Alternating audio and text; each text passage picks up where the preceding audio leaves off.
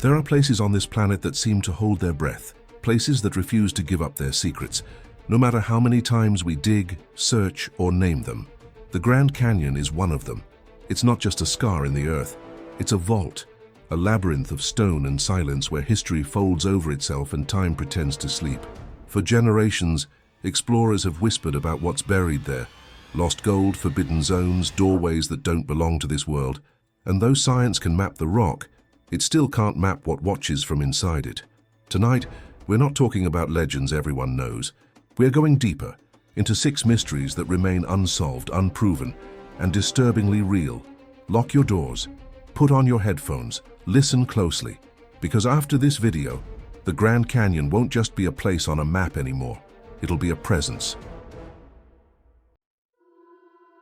The lost gold of Long Tom, a hidden cache in the canyon. The Grand Canyon has always drawn people looking for something, answers, solitude, redemption. But in the early 1900s, one man went looking for gold and became part of the canyon's silence forever. His name was Thomas Long Tom Watson, a drifter and prospector who worked the silver camps of Nevada before wandering east into Arizona. According to a diary found years later in a mining town safe box, Watson claimed he'd come across a Spanish map drawn on animal hide, showing a waterfall deep in the canyon that hid the outlaws' cache, a stash of gold bars left behind after a botched stagecoach robbery near Flagstaff in the late 1800s. Locals laughed it off. Every miner in the Southwest had a story like that.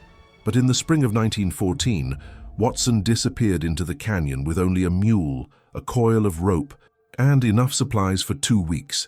2 months later, he came back sunburned, half-starved, and carrying a pouch of rough, unrefined gold ore. He told anyone who'd listen that he'd found the cave behind a curtain of falling water. He said it was so hidden that the air itself changed as he stepped inside, cold, metallic and still. When he tried to lead a second expedition, storms had swept through the canyon. Landslides had erased the landmarks he'd used. For weeks he searched and failed. Then, in the late summer of that year, Watson vanished again. And this time, the canyon kept him. Months later, rangers found his mule grazing near a dry creek. A coil of rope lay nearby, frayed and covered in dust. No body, no diary. Only one of his boots, wedged in the rock at the edge of a narrow chasm. The diary that surfaced later, authenticated by handwriting experts, ended with a single page torn mid-sentence. Water falls like glass. The light behind it burns gold. Tomorrow I go back. Decades passed. During the 1950s, hikers near Havasu Falls found rusted mining tools buried in silt, picks and pans stamped TW. No one could prove they belonged to Long Tom, but the initials were enough to resurrect the legend. Each generation since has sent its own believers into the canyon, chasing what he lost. None have returned with more than dust and stories. Some say the gold was real, hidden in a side cave now sealed by rock. Others insist Watson's discovery wasn't gold at all, but something older. Native artifacts or relics the government would later classify as restricted. Whatever he saw in that cave, he never stopped trying to reach it. And maybe that's what the canyon wanted. Because the Grand Canyon doesn't lose things. It keeps them. Men, maps, memories, all swallowed by the same echo. At night, when the river swells beneath the falls, guides say you can hear faint clanging in the distance, metal striking stone. Carried on the wind, no one dares go looking for it anymore, but the canyon never forgets a secret.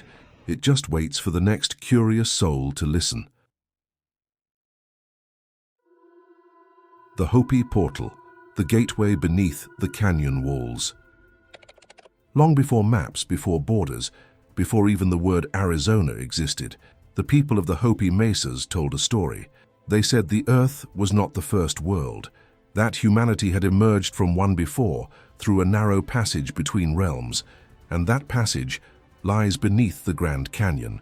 They call it the Sipapu, the place of emergence. To outsiders it's a myth, to the Hopi it's sacred geography. The exact location is secret, passed through generations, guarded by silence. But the story says it's hidden within the canyon's inner walls, where the Little Colorado River meets the main Colorado, in a place where the blue water runs milky white. In their cosmology, The Sipapu connects this world to the underworld. The Tokpela, the first world, where the spirits of creation still dwell. It's a bridge, not between heaven and hell, but between memory and becoming. And that bridge, they say, is alive. It breathes. Modern explorers who've camped in that area report strange sensations, changes in pressure, compasses spinning erratically, the air suddenly thick with static. Some describe faint humming coming from deep cracks in the limestone, as if the rock itself were exhaling. Others say their equipment malfunctions when they get too close. When anthropologist Frank Hamilton Cushing first recorded Hopi oral traditions in the late 1800s, he noted that the people refused to name or even point toward the true Sipapu. They feared the attention of outsiders would disturb its balance. To open it is to let something out that cannot return. Since then, tribal elders have fought to keep certain caves and water sites in the canyon off limits, officially labeled as restricted spiritual zones by the National Park Service. Still, rumors persist. Aerial surveys from the 1990s identified several symmetrical cavities in the canyon walls, too geometric to be explained by normal erosion. Some researchers believe they were ancient ceremonial spaces. Others think they were natural flutes carved by wind and water. The Hopi explanation is simpler. They were not made by hands, one elder said, but by passage. One unverified account from 2004 claims a team of geologists found a narrow tunnel while mapping mineral veins near the confluence of the two rivers. The passage allegedly descended at a perfect 45-degree angle, its walls smooth as glass, before ending in a dome-shaped chamber that vibrated when touched. The team's data logs for that day are missing. The report was never filed. Whether myth or memory, the idea of a living portal beneath the canyon has endured longer than any expedition that tried to disprove it, because even science can't explain why people who've never met, across cultures, across centuries, describe the same thing, a lightless space that hums, a silence that listens, a threshold between what was and what will be. At dusk, when the sun disappears behind the cliffs and the canyon fills with shadow, the Hopi say the Sipapu awakens, just for a moment. The air shifts, the river stills, and those who are meant to hear it will feel the call to look down and not up. Maybe some gates aren't meant to be opened. Maybe they're meant to remind us that we were the ones who came through. The Forbidden Zone, Area 51 of the canyon. Every map of the Grand Canyon tells a quiet lie. There it shows the hiking trails, the lookouts, the campsites. But there's one section, a vast empty patch of desert stone between 90 Mile Creek and Kwagunt Valley, marked only with two words, restricted area. No trails, no roads, no public access. Even veteran rangers are told not to enter without written authorization. They call it the Forbidden Zone. The official story is simple: for preservation. The Park Service claims the area contains unstable cliffs and uranium-contaminated soil from early 20th century mining. But that doesn't explain the fences, or the motion sensors, or the helicopter that patrols it once a week, always at dusk, never at noon. In 2015, hikers using satellite apps noticed something strange. Within that restricted block, new straight-line clearings had appeared, like roads, cut into the desert floor. 2 weeks later, those same satellite images were gone, archived, redacted. The coordinates now redirect to image unavailable. Former employees whisper about sealed entrances and forgotten tunnels, old mining shafts that lead far deeper than they should. One ex-geologist who requested anonymity in an interview said the tunnels predated any recorded dig. They weren't made by miners, he said. They were made for them. Then there's the connection to the 1909 Arizona Gazette article, the story that claimed the Smithsonian discovered Egyptian-style artifacts in a cave system inside the canyon.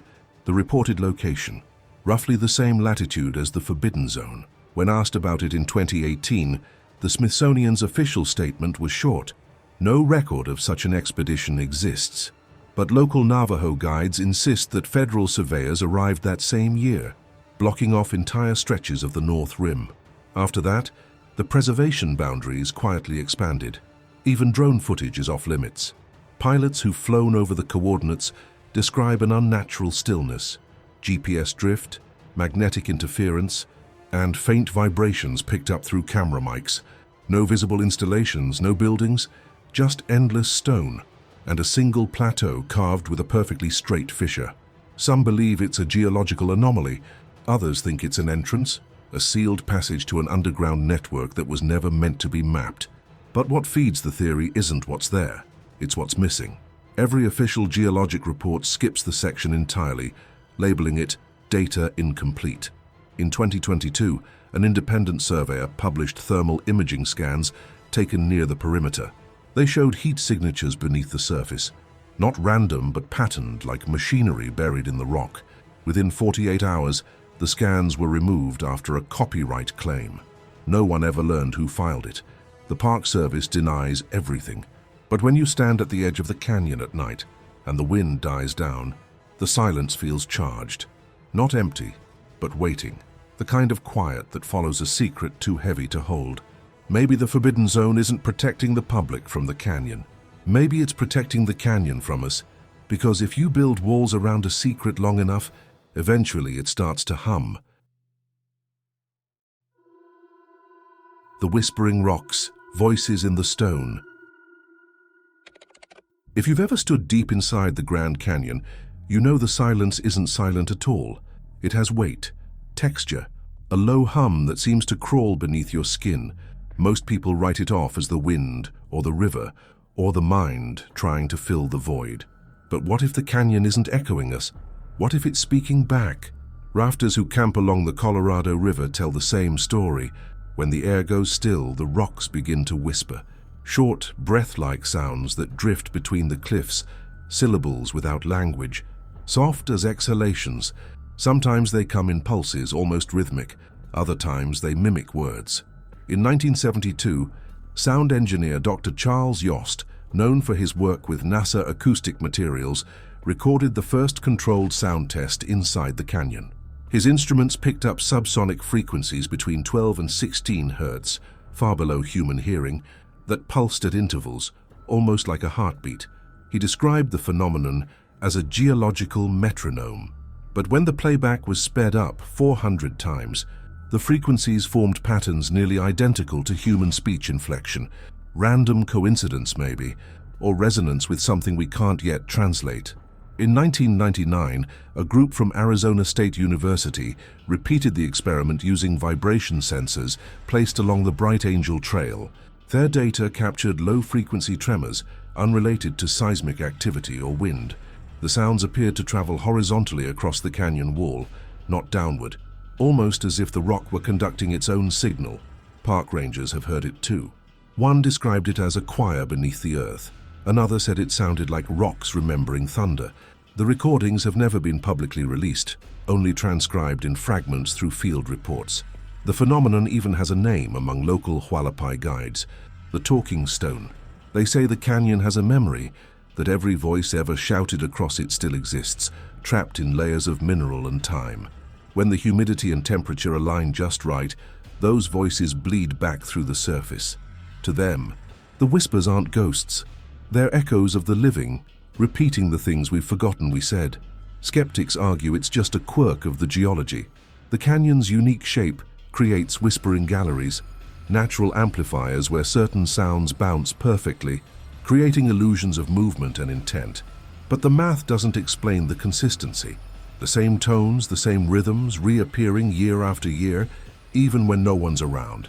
One ranger once told a story he refused to put in his official log. He was hiking solo near Horseshoe Mesa when he heard what sounded like someone speaking behind him. A single, low sentence he couldn't quite understand. When he turned, there was no one. He tried to shake it off until he checked his radio. The words had bled through his receiver, on a channel that wasn't active. He quit the following month. Whatever it is, the whispering remains. Not constant, but always patient. It waits for silence, for stillness, for attention, as if the canyon is testing whether you're listening. Some scientists now believe the frequencies might reveal information about the canyon's inner structure, a way for the Earth to communicate through resonance. Others think it's simply pressure shifts between layers of rock. But either way, something's being transmitted, and the longer we record it, the more it begins to sound like intention. At night, the river runs black, and the walls glow faintly red under the stars. That's when the whispering starts again.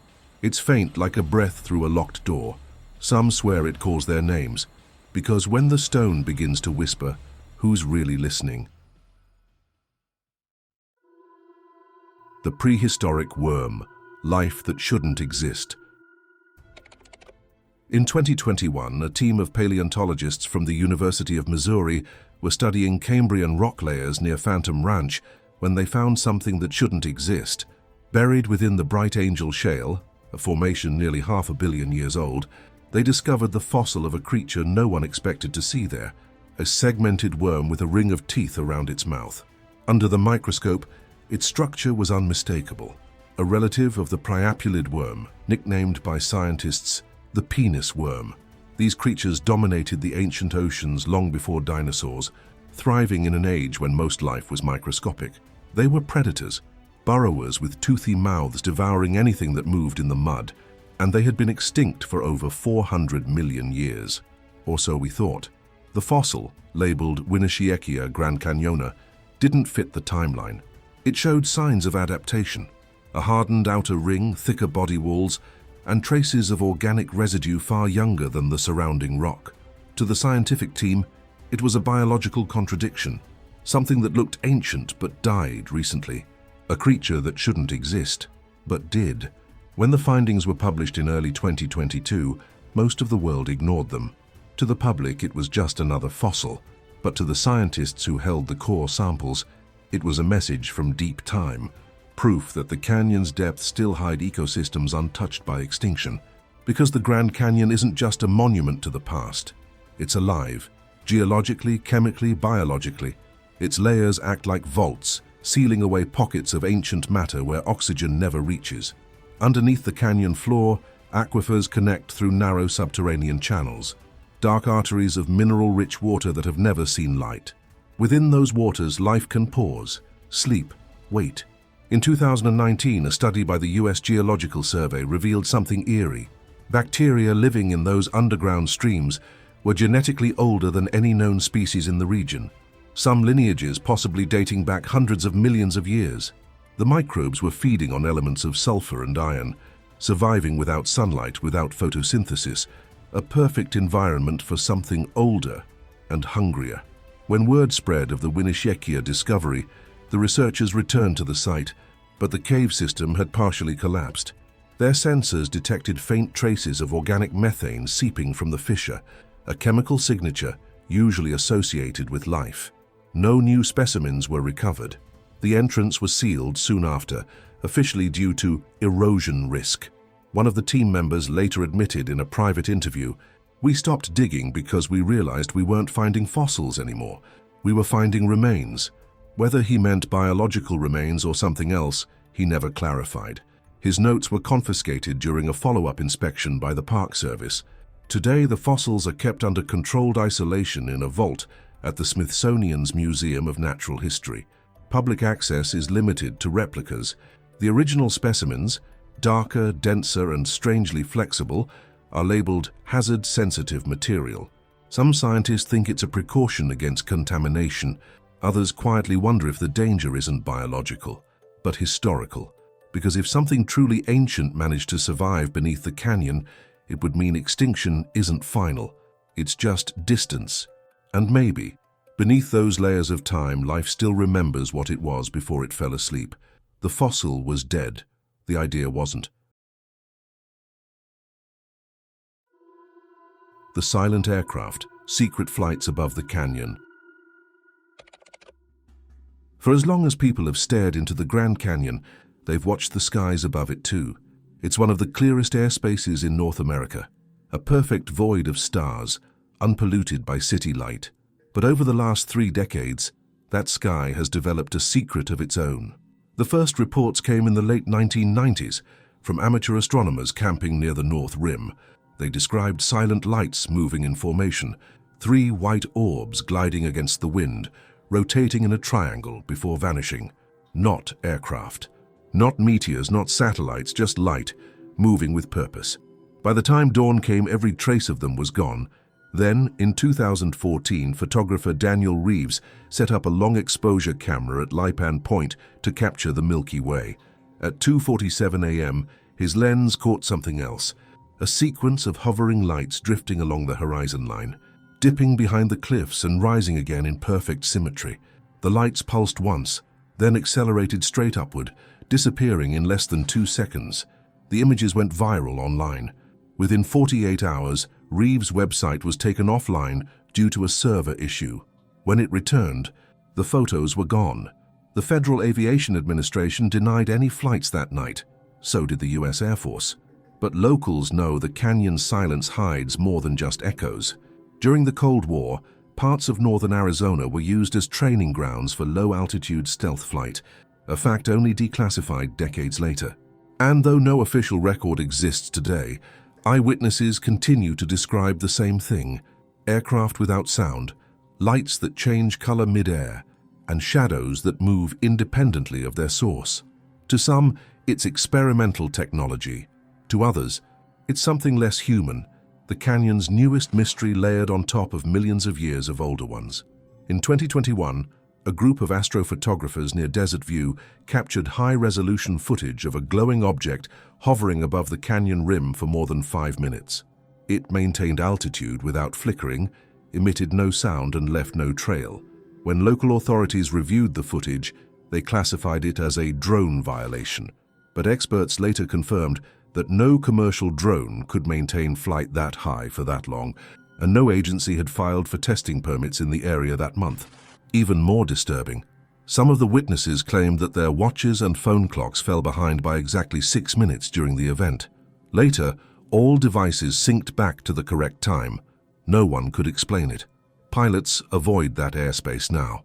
They call it sector echo, not because of danger, but because when they fly near it, radio frequencies distort into a low, steady hum, like feedback from a signal that isn't supposed to be there.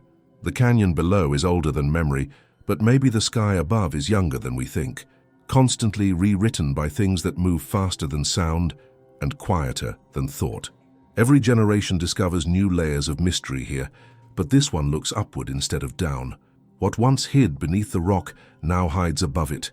And maybe the canyon is more than a place where time stands still. Maybe it's where time bends. So if you ever camp along the rim and the night grows too quiet, look up. You might see nothing at all, or you might see a shadow that doesn't belong to you and gliding silently across the stars. And if the heavens are silent, maybe they're listening.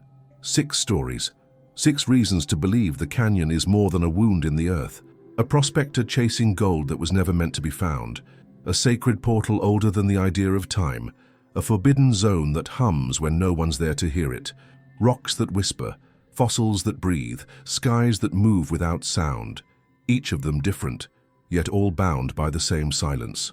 The Grand Canyon doesn't keep secrets because it's cruel. It keeps them because it remembers. Every sound, every step, every disappearance is another word in a language only the earth can speak. Maybe that's why it pulls us in, not to show us what's hidden, but to remind us that we shouldn't know everything. Some truths are meant to stay folded between layers of stone and shadow, and maybe that's where wonder lives, in the space between what we see and what we can't. 6 mysteries, 6 echoes. If you made it this far, thank you. Leave a like if one of these stayed with you. Tell us which secret you'd risk the canyon for, and which you'd rather stay buried. But remember, some walls don't echo, they answer.